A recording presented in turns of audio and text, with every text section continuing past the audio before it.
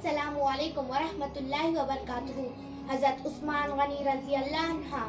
एक मर्तबा का वाक़या है। मदीने में सख्त कहत पड़ा हुआ था। अनाज और पानी न मिलने की वजह से लोग बहुत परेशान थे। इन चीज़ों के लिए लोगों को दूर दूर जाना पड़ता था। मदीने के एक हिस्से में यहूदी आबाद थे, जिनके महल के पास एक कुआं था। कुएं का यहूदी मालिक उस पानी को बहुत महंगे दामों में फरोख्त करता था। तब गरीब मुसलमानों ने ये बात रसूल अकरम सल्लल्लाहु अलैहि वसल्लम को बताई। उन्होंने इसका ऐलान फरमाया कि लोगों, पानी की तकलीफ से बचाकर अल्लाह की खुशनुदी कौन हासिल करेगा। ये बात सुनकर आप सल्लल्लाहु अलैहि वसल्लम के एक सहाबी जाकर कुएं के यहूदी मालिक से मिले। उन्होंने उससे कुआं खरीदने की बात की। बड़े सौदेबाजी के बाद यहूदी सिर्फ आधा कुआं फरोख्त करने पर राजी हुआ। आधे कुएं से मुराद ये थी कि एक दिन तो कुआं खरीदने वाले इस पानी को इस्तेमाल करेंगे, लेकिन दूसरे दिन यहूदी उस कुएं के पानी का मालिक होगा। कुआं खरीदने वाले सहाबी ने सौदा मंजूर कर लिया। जिस दिन कुआं इनका होता तो मदीने के सभी बाशिंदे उस पानी को मुफ्त में हासिल करते, लेकिन दूसरे दिन यहूदी उस पानी को मुसलमानों को बहुत महंगे दामों में फरोख्त करता था।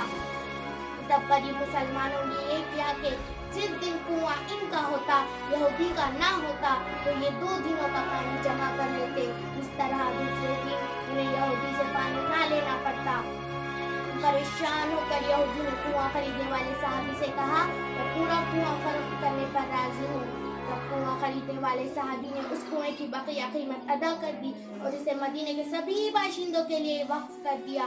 ये कुआं खरीदने वाले साहबी हज़रत उस्मान रज़ी अल्लाह बिन अफ़्फ़ान थे, जो बाद में मुसलमानों के तीसरे खलीफा हुए।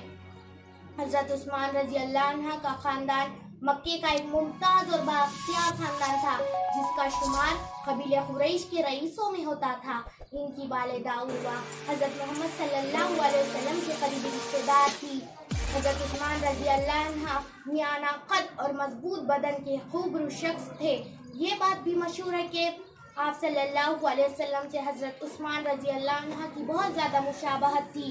हज़रत उस्मान रज़ी अल्लाह अन्हा निहायत बाहया, सब्र करने वाले और नर्म दिल और सखी थे। अपनी सखावत के वजह से वो गनी कहलाए। वो सफाई पसंद थे, रोज़ाना गुस्ल करते, साफ सुथरे कपड़े पहनते और खुशबू लगाते थे। इस्लाम कबूल करने के बाद हर जुमा एक गुलाम आज़ाद करना इनका शियार बन गया था।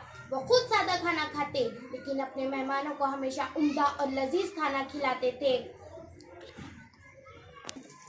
खलीफा बन जाने के बाद उन्होंने खुद को किसी मुसलमान से आम और अफजल नहीं समझा। वो सबकी इज्जत करते, सबके साथ बैठते, लेकिन अपनी तकरीम से किसी की ख्वाहिश ना करते। अल्लाह हाफ़िज़।